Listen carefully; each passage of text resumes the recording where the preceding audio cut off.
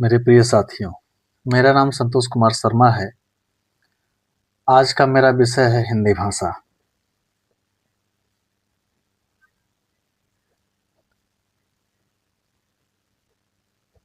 हिंदी लिख देते हैं। हम अपने विचारों का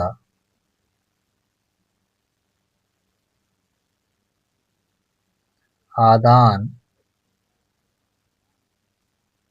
प्रदान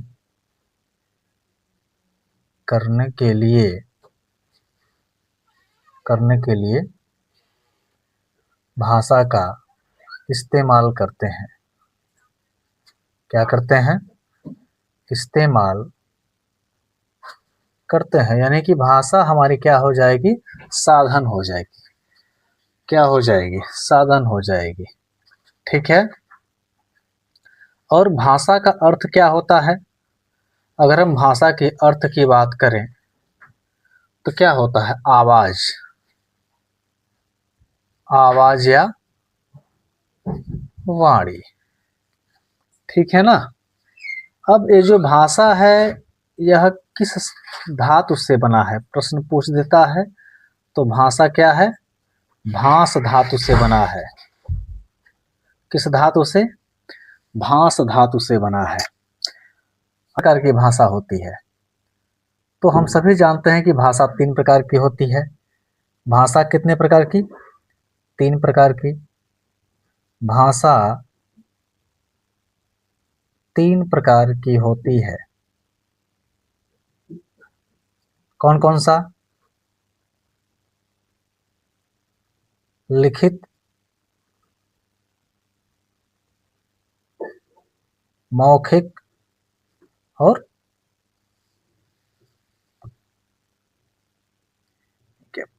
सांकेतिक।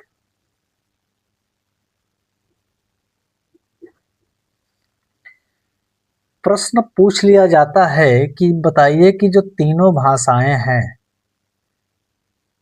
क्या इनका व्याकरण होता है? तो हाँ, इनका व्याकरण होता है।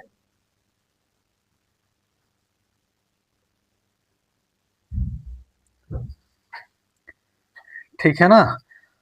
अब व्याकरण होता है तो भाषा का व्याकरण होगा।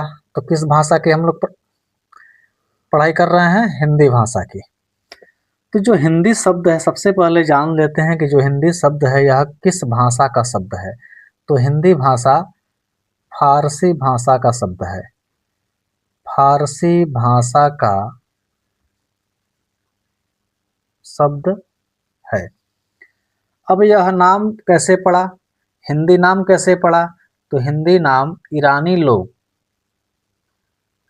लोग जब सिंधु नदी के आसपास के प्रदेश में आए, सिंधु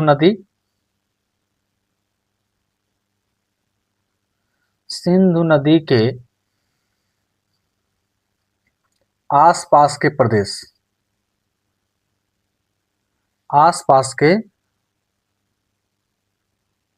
प्रदेश में जब आए तो ये सिंधु को हिंदू कहने लगे। क्या कहने लगे? हिंदू कहने लगे।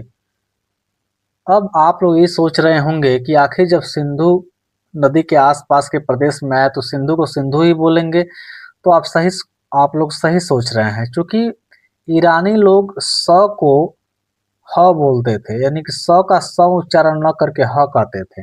इसलिए क्या बोल दिए? क्या बोलते थे लोग? हिंदू बोलते थे। बाद में हिंदू से हिंदी बना, हिंदू से क्या बना? हिंद बना, और हिंद से हिंदी।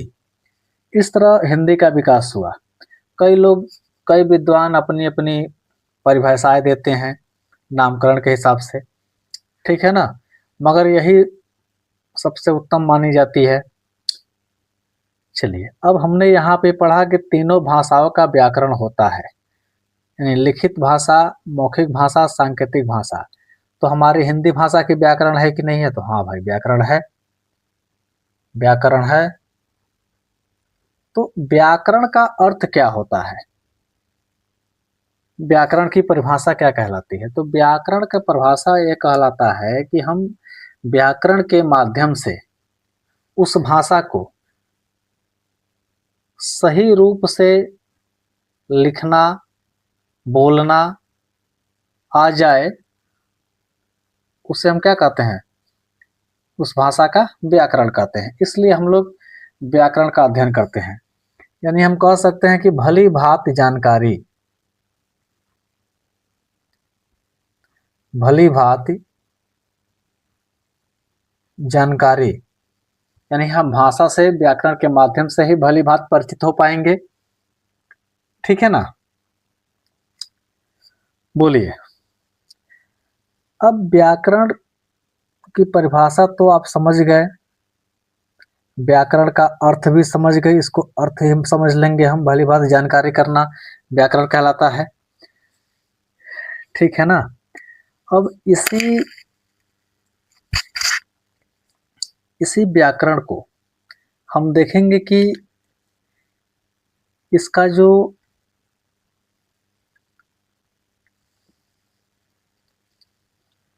तो व्याकरण में देखेंगे कि बी धन आ धन करण, जब हम इसका विच्छेद करते हैं तो बी धन आ धन करण, यहाँ पे दो उपसर्ग है और एक क्या है? प्रत्यय है। ठीक है, क्या बनता है? व्याकरण। अब ये व्याकरण है तो व्याकरण की जानकारी करने के लिए हमको कई चरणों में जानकारी चाहिए हमको। तो चरणों में जानकारी के लिए हम इसको 4 भागों में बांटा गया है। पहला वर्ण विभाग, दूसरा शब्द विभाग, तीसरा पद विभाग और चौथा वाक्य विभाग। ठीक है ना? अब हम लोग इसी क्रम में हिंदी के व्याकरण की जानकारी लेंगे। ठीक है ना? तो पहला आगे हम लोग देखेंगे, पहला टॉपिक हमारा रहेगा वर्ण विभाग। ठीक है? इसको पढ़ने के बाद शब्द विभाग को देखा जाएगा, फिर पद विभाग को देखा जाएगा और अंत में वाक्य विभाग को देखा जाएगा। ठीक है? चलिए अगले पेज पे चला जाए। कैमरा सही एंगल पे नहीं था। ठीक है ना? चलिए देखिए, ये हमारा वर्ड विभाग, पहला जो टॉपिक था हमारा वर्ड विभाग। इसमें आता है वर्णमाला। वर्णमाला वर्णों के व्यवस्थित समूह को वर्णमाला कहते हैं। और वर्णमाला को 2 भागों में बांटा गया है, पहला स्वर, दूसरा व्यंजन। अगर आपसे पूछा जाए कि वर्णमाला में स्वरों की संख्या कितनी है, तो मुख्य स्वर की संख्या कितनी है? तो 11 है। 11 कौन कौन से? अ, आ, इ, ई, उ, ऊ, री, ए, ऐ, ओ से लेकर और यहाँ तक, ये हमारे क्या कहलाएंगे? मुख्य स्वर कहलाएंगे। ठीक है ना? अब बताइए व्यंजन। पहले स्वर के विषय में जान जाए कि जो स्वर का जो उच्चारण है, यह हम लोग बिना किसी व्यंजन के सहायता से इसका उच्चारण कर लेते हैं। अ, आ, इ, ई, उ, री, ए, ऐ, ओ, औ। क्या हमने इसमें व्यंजन का सहायता लिया? नहीं लिया। अब हमारे हिंदी वर्णमाला में वर्ण कितने हैं?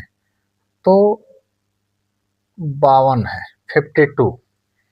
एक हमारा विशिष्ट व्यंजन जो आजकल ट्रेंडिंग में चल रहा है, ये वाला विशिष्ट व्यंजन। ठीक है ना? इसको कौन सा नाम दिया गया है? विशिष्ट व्यंजन। तो बात हो रही है इसको हिंदी में जोड़ने के लिए। अगर इसको हिंदी में जोड़ लिया जाता है तो वर्णों की संख्या कितनी हो जाएगी? 53 हो जाएंगे, ठीक है ना। मगर अभी जोड़ा नहीं गया है, अभी वर्णों की संख्या कितनी है? 52 ही है। आप लोग कंफ्यूज मत होइएगा, ठीक है ना। विशिष्ट व्यंजन अगर क्वेश्चन पूछ देगा तो इसको आप लोग ट्रिक कर लेंगे। मगर अगर पूछे कि कुल वर्णों की संख्या हिंदी वर्णमाला में कुल वर्णों की संख्या कितनी है, तो 52 है, ठीक है ना। और हिंदी वर्णमाला में स्वर हमारे 11 हो गए, व्यंजन कितने होते हैं? तो हमारे 39 है। 39 कैसे? तो देखिए, हमारे 25 तो स्पर्श व्यंजन हो गए, ठीक है ना। 4 अंतस्थ व्यंजन, 4 उष्म व्यंजन और 4 संयुक्त व्यंजन, ठीक है ना। और 2 उत्क्षिप्त व्यंजन। जोड़ेंगे 25 4 29, 29 4 33, 33 4 37, 37 2 39, ठीक है ना। अब एक प्रश्न पूछ देता है, केंद्रीय हिंदी निदेशालय, केंद्रीय हिंदी निदेशालय के अनुसार व्यंजन की संख्या कितनी है? तो 35। कितनी है? 35। पूछेगा तब केंद्रीय हिंदी निदेशालय के द्वारा व्यंजन की संख्या कितनी मानी गई है? तो 35। आप पूछ देगा परंपरागत तरीके से, परंपरागत तरीके से व्यंजन की संख्या बताइए, तो क्या बताएंगे? 33। अगर पूछ देगा कामता आचार्य कामता प्रसाद के अनुसार, कामता कामता प्रसाद जी के अनुसार व्यंजन की संख्या कितनी? तो 33। यहां तक बात समझ में आ गई? बोलिए। व्यंजन को देख लेते हैं हम लोग, ठीक है ना। इस व्यंजन को 39 व्यंजन जो है हमारे, क ख ग घ ङ च छ ज झ ञ ट ठ ड ढ ड़ त थ द ध न प फ। तो समय को बचाने के लिए हम लोग जल्दी जल्दी लिख लेते हैं, ठीक है ना, ठीक है ना। क ख ग घ ङ च छ ज झ ञ ट ठ ड ढ ण त थ द न प फ ब म, ये हमारे स्पर्श व्यंजन कहलाएंगे, ठीक है ना।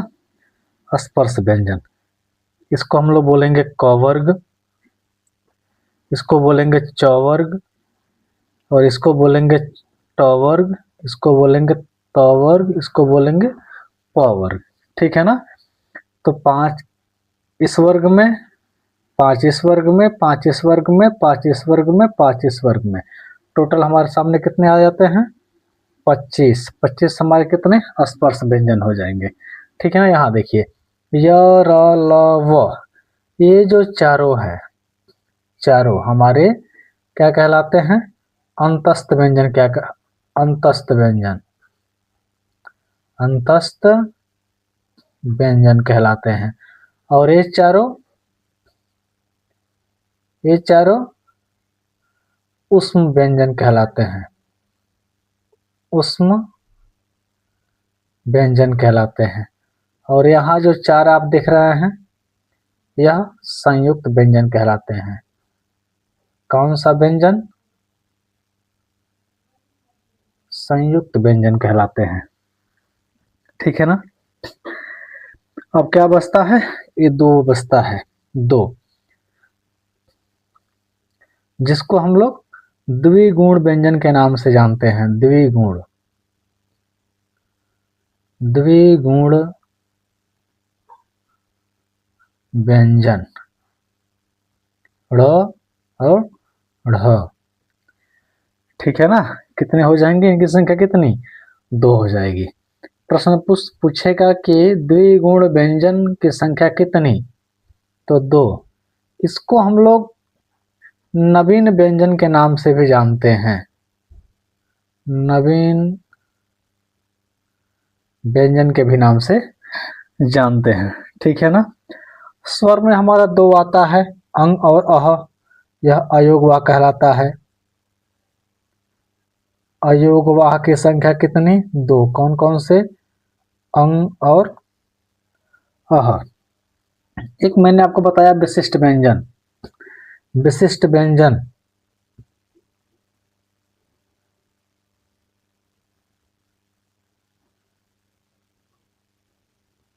ये हमारा एक विशिष्ट व्यंजन हो जाएगा। अभी यह चूंकि हालांकि अभी यह व्यंजन में जुड़ा नहीं है, मगर अगर प्रश्न में आ जाता है कि विशिष्ट व्यंजन कौन सा है तो यह है। ठीक है ना। एक होता है आगत या निर्मित ध्वनियां, आगत ध्वनि, आगत ध्वनि या फिर हम इसको कह लेते हैं विदेशी ध्वनि।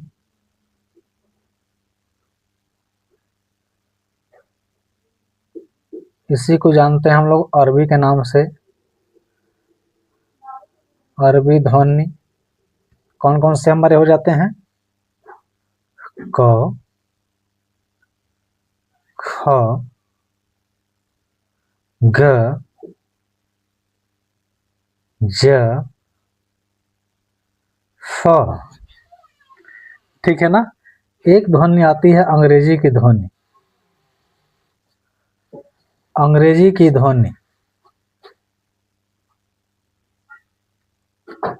हाँ बोलिए हाँ। ठीक है ना। चलिए अब अगले पेज पे चला जाए।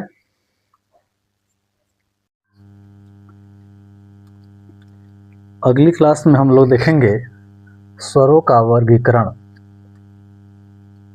स्वरों का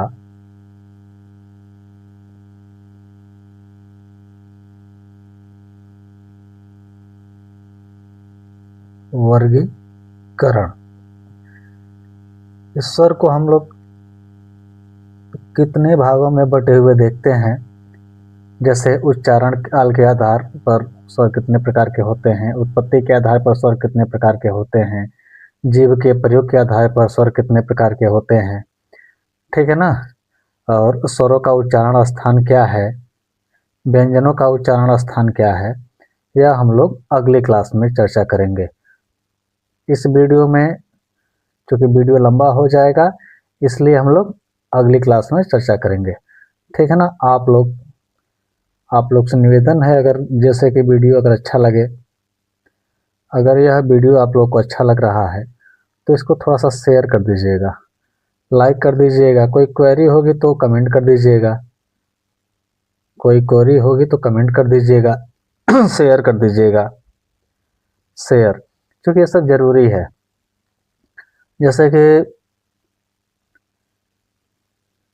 जैसे कि आप लोग जिस ग्रुप में होंगे, व्हाट्सएप के जिस ग्रुप में होंगे, जहाँ भी होंगे वहाँ पर आप वीडियो शेयर कर दीजिएगा। ठीक है ना।